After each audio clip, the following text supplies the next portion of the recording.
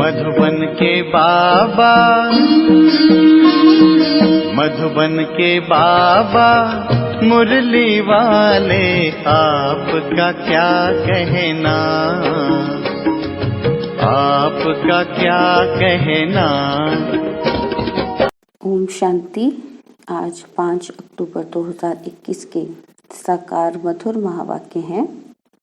आज मीठे मीठे बाप दादा बोले, मीठे बच्चे, आत्मा और शरीर जो पतित और काले बन गए हैं, बाप की याद से इन्हें पावन बनाओ, क्योंकि अब पावन दुनिया में चलना है। बाबा ने कहा, मीठे बच्चे, आत्मा और शरीर जो पतित और काले बन गए हैं, बाप की याद से इन्हें पावन बनाओ, क्योंकि अब पावन दुनिया में चलना है। बाबा ने आज हमसे प्रश्न पूछा है। बाबा पूछ रहे हैं कि भगवान किन बच्चों को मिलता है, बाप ने कौन सा हिसाब बतलाया है। तो उत्तर में बाबा हमें समझा रहे हैं कि जिन्होंने शुरू से भक्ति की है उन्हें ही भगवान मिलता है। बाबा ने यह हिसाब बतलाया है कि सबसे पहले तुम भक्ति करते हो, इसलिए तुम्हें ही पहले पहले भगवान द्वारा ज्ञान मिलता है, जिससे फिर तुम नई दुनिया में राज्य करते हो। बाप कहते हैं, तुमने आधा कल्प मुझे याद किया है, अब मैं आया हूं तुम्हें भक्ति का फल देने। और आज मुरली का गीत है, मरना तेरी गली में, जीना तेरी गली में। ओम शांति। बच्चों ने गीत सुना। जब कोई मरते हैं तो बाप के पास जन्म लेते हैं। जानते हो हम आत्माएं हैं। वह हो गई शरीर की बात। एक शरीर छोड़ फिर दूसरे बाप के पास जाते हैं। तुमने कितने साकारी बाप किए हैं। बाप कहते असल में हो निराकारी बाप के बच्चे, लेकिन जन्म कहाँ लिए हैं बार बार, साकारी बाप के पास। तो बाबा कहते तुम आत्मा परमपिता परमात्मा के बच्चे हो, रहने वाले भी वहां के हो, जिसको निर्वाण धाम व शांति धाम कहा जाता है। बाप भी वहां रहते हैं। यहाँ तुम आकर लौकिक बाप के बच्चे बनते हो, तो फिर उस बाप को भूल जाते हो। बाप कहते लौकिक बाप के घर जन्म लिया तो अलौकिक बाप को अपने भूल गए, पारलौकिक बाप को। सत्युग में तुम सुखी बन जाते हो तो उस पारलौकिक बाप को भूल जाते हो। सुख से उस बाप का सिमरण नहीं करते हो, दुख में याद करते हो और आत्मा याद करती है। जब लौकिक बाप को याद करती है तो बुद्धि शरीर तरफ रहती है। उस बाबा को याद करेंगे तो कहेंगे, ओ बाबा, हैं दोनों बाबा। राइट अक्षर बाप ही है, वह भी फादर और यह भी फादर। आत्मा रूहानी बाप को याद करती है तो बुद्धि वहां चली जाती है। यह बाप बैठ बच्चों को समझाते हैं। अभी तुम जानते हो बाबा आया हुआ है, हमको अपना बनाया है। बाप कहते हैं पहले पहले हमने तुमको स्वर्ग में भेजा, तुम बहुत साहूकार थे, फिर 84 जन्म ले ड्रामा प्लान अनुसार अभी तुम दुखी हो पड़े हो। ड्रामा अनुसार ये पुरानी दुनिया खत्म होनी है। तुम्हारी आत्मा और यह शरीर रूपी वस्तु सतो प्रधान थे। फिर गोल्डन एज से आत्मा सिल्वर एज में आई तो शरीर भी सिल्वर में आया, फिर कॉपर एज में आए। अभी तो तुम्हारी आत्मा बिल्कुल ही पतित हो गई है तो शरीर भी पतित है।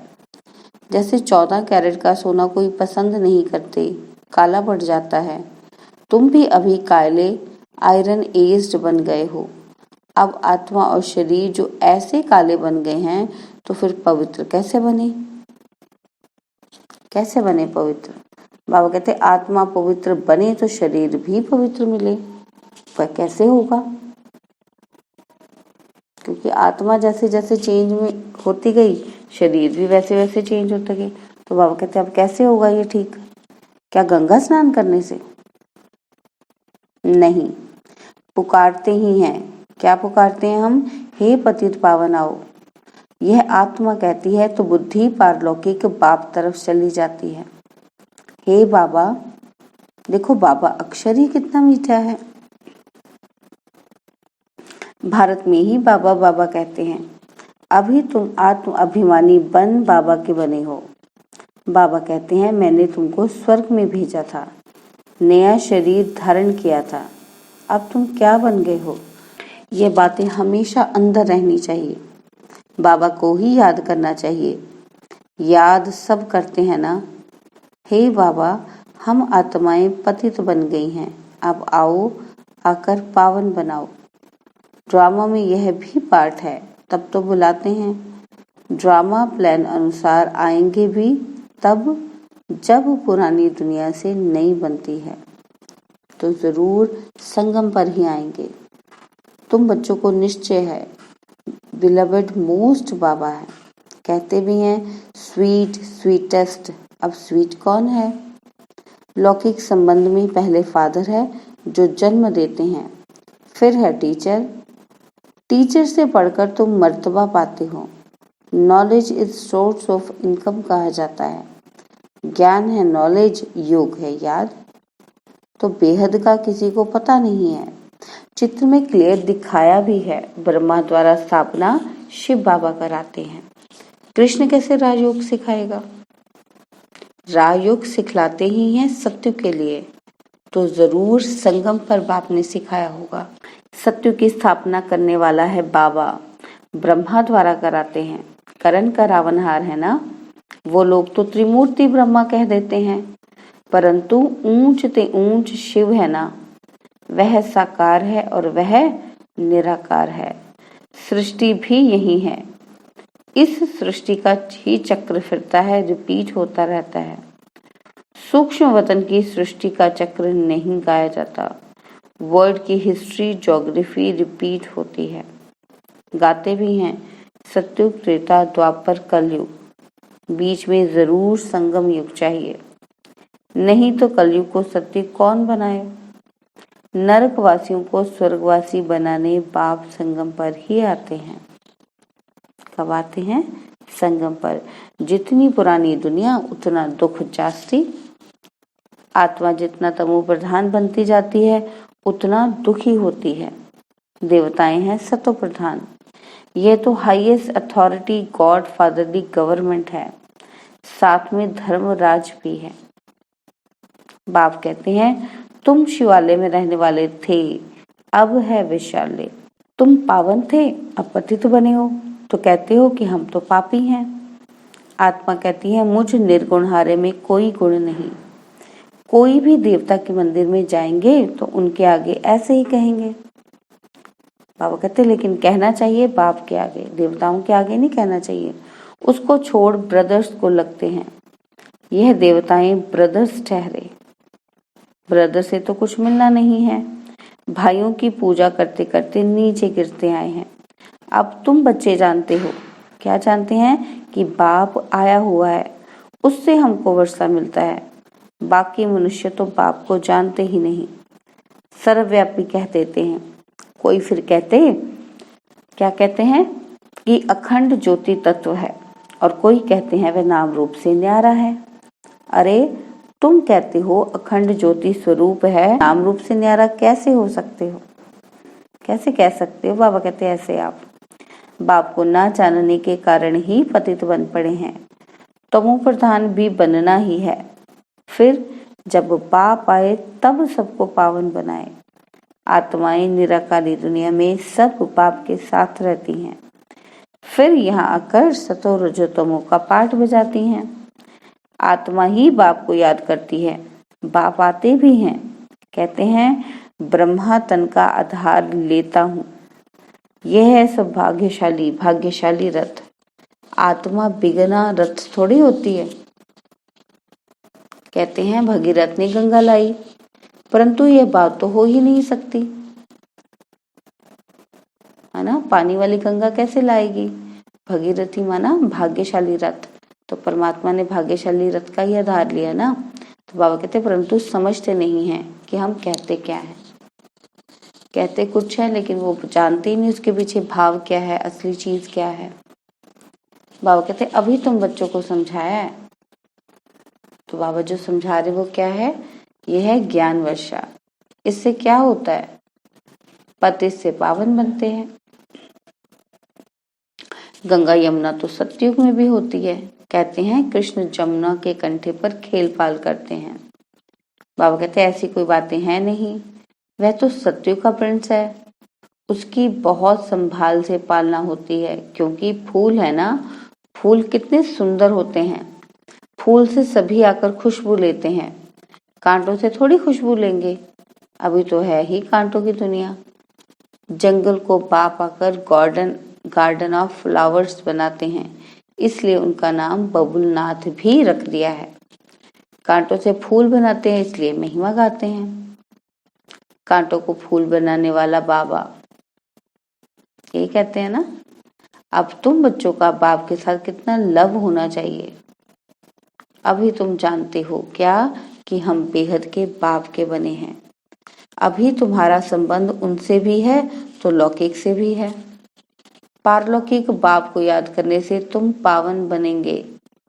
आत्मा जानती है वह हमारा लौकिक बाप और यह पारलौकिक बाप है। भक्ति मार्ग में भी आत्मा जानती है वह हमारा लौकिक बाप और यह गॉड फादर। अविनाशी बाप को याद करते हैं, वह बाप कब आकर हेवन स्थापन करते हैं यह किसी को पता ही नहीं है। बाप आते ही हैं, कब आते हैं, संगम पर। क्यों आते हैं, पतितों को पावन बनाने। बाप आते ही हैं पतितों को पावन बनाने, तो जरूर संगम पर आएंगे। शास्त्रों में तो कल्प की आयु लाखों वर्ष लिख कर मनुष्यों को घोर अंधियारे में डाल दिया है। कहते हैं जो बहुत भक्ति करते हैं उन्हें भगवान मिलता है। तो बाबा कहते हैं तो सबसे जास्ती भक्ति करने वाले को जरूर पहले मिलना चाहिए। बाप ने हिसाब भी बतलाया है। तो बाबा हर बात लॉजिक से करते हैं। सबसे पहले भक्ति तुम करते हो, तुमको ही पहले पहले भगवान द्वारा ज्ञान मिलना चाहिए, जो फिर तुम ही नई दुनिया में राज्य करो। बेहद का बाप तुम बच्चों को ज्ञान दे रहे हैं, इसमें तकलीफ की कोई बात नहीं है। बाप कहते हैं तुमने आधा कल्प याद किया है, सुख में तो कोई याद नहीं करते, अंत में जब दुखी हो जाते हो तब हम आकर सुखी बनाते हैं। अभी तुम बहुत बड़े आदमी बनते हो। चीफ मिनिस्टर, प्राइम मिनिस्टर आदि के बंगले कितने फर्स्ट क्लास होते हैं, सारा फर्नीचर ऐसा फर्स्ट क्लास होगा। तुम तो कितने बड़े आदमी बनते हो, यानी कि हम तो देवता ही बनते हैं ना। बाबा कहते दैवी गुण वाले देवता स्वर्ग के मालिक बनते हो। वहां तुम्हारे लिए महल भी हीरे जवाहरों के होते हैं। वहां तुम्हारा फर्नीचर सोने जड़ित का फर्स्ट क्लास होगा। बाबा कहते यह है रुद्र ज्ञान यज्ञ। शिव को रुद्र भी कहते हैं। जब भक्ति पूरी होती है तो भगवान रुद्र यज्ञ रचते हैं। सतयुग में यज्ञ अथवा भक्ति की बात ही नहीं। इस समय ही बाप यह अविनाशी रुद्र ज्ञान यज्ञ रचते हैं, जिसका फिर बाद में गायन चलता है। भक्ति तो सदैव नहीं चलती रहेगी। भक्ति और ज्ञान, बाबा कहते भक्ति है रात और ज्ञान है दिन। बाप आकर दिन बनाते हैं तो बच्चों का भी बाप के साथ कितना लव होना चाहिए। बाप हमको विश्व का मालिक बनाते हैं। मोस्ट बिलवड बाबा है ना, उनसे ज्यादा प्यारी वस्तु कोई हो न सके। आधा कल्प से याद करते आए हैं, बाबा आकर हमारे दुख हरो। अब बाप आए हैं, समझाते हैं बच्चे तुम्हें अपने गृहस्थ व्यवहार में रहना ही है। बाबा कहते घर बार नहीं छोड़ना है। कहाँ रहना है, घर में ही रहना है, गृहस्थ व्यवहार में रहना ही है। यहाँ बाप के पास कहाँ तक बैठेंगे, साथ में तो परम धाम में ही रह सकते हैं, यहाँ तो नहीं रह सकते। बाबा कहते यहाँ तो नॉलेज पढ़ने की है, नॉलेज पढ़ने वाले थोड़े होते हैं। बाबा कहते लाउड स्पीकर पर कभी पढ़ाई होती है क्या, टीचर सवाल कैसे पूछेंगे, लाउड स्पीकर पर रिस्पॉन्ड कैसे दे सकेंगे बच्चे। इसलिए थोड़े थोड़े स्टूडेंट्स को पढ़ाते हैं। कॉलेज तो बहुत होते हैं, फिर सबके इम्तिहान होते हैं, रिजल्ट निकलती है। तो बाबा कहते हैं यहाँ तो एक ही बाप पढ़ाते हैं, यह भी समझाना चाहिए कि दो बाप है। कौन से? लौकिक और पारलौकिक। दुख में सिमरन उस पारलौकिक बाप का करते हैं, वह बाप आया हुआ है। महाभारत लड़ाई भी सामने खड़ी है, वह समझते हैं महाभारत लड़ाई में कृष्ण आया, यह तो हो ना सके। बेचारे मूंछे हुए हैं, फिर भी कृष्ण कृष्ण करते रहते हैं। क्या करते रहते हैं? कृष्ण कृष्ण करते रहते हैं। अब मोस्ट बिलवड शिव भी है तो कृष्ण भी है, परंतु वह है निराकार और वह है साकार। निराकार बाप सभी आत्माओं का बाप है।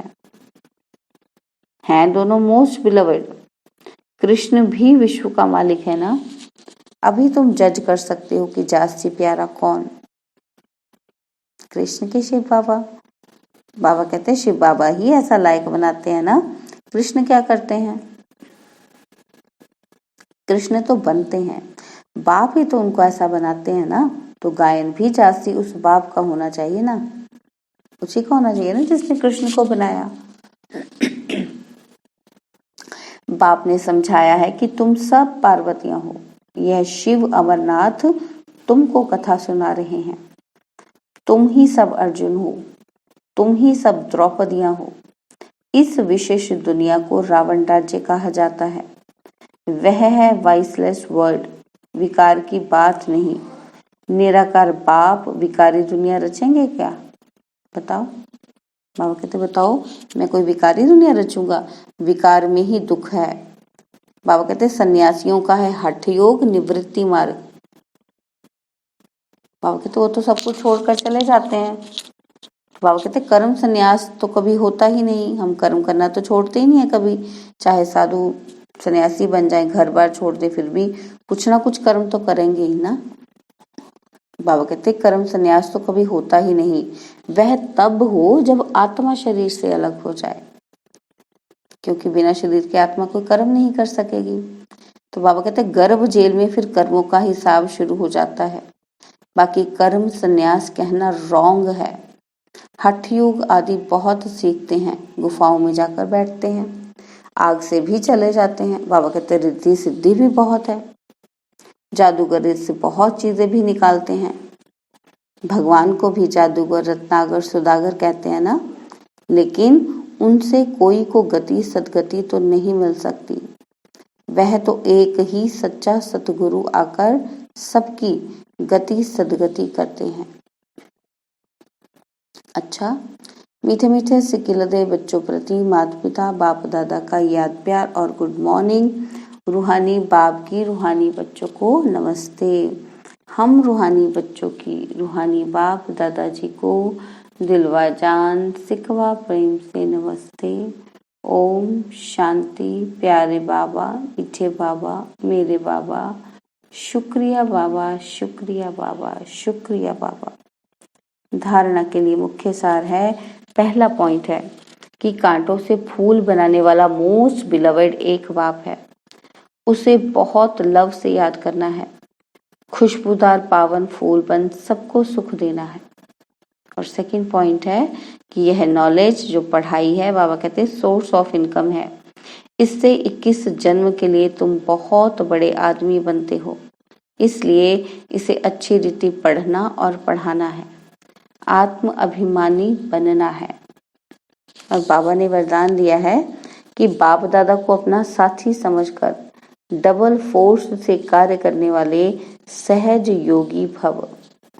कोई भी कार्य करते बाप दादा को अपना साथी बना लो तो डबल फोर्स से कार्य होगा और स्मृति भी बहुत सहज रहेगी, क्योंकि जो सदा साथ रहता है उसकी याद स्वतः बनी रहती है। तो ऐसे साथी रहने से वह बुद्धि द्वारा निरंतर सत्य का संग करने से सहज योगी बन जाएंगे और पावरफुल संग होने के कारण हर कर्तव्य में आपका डबल फोर्स रहेगा, जिससे हर कार्य में सफलता की अनुभूति होगी। स्लोगन कि महारथी वह है जो कभी माया के प्रभाव में परवश न हो। ओम शांति।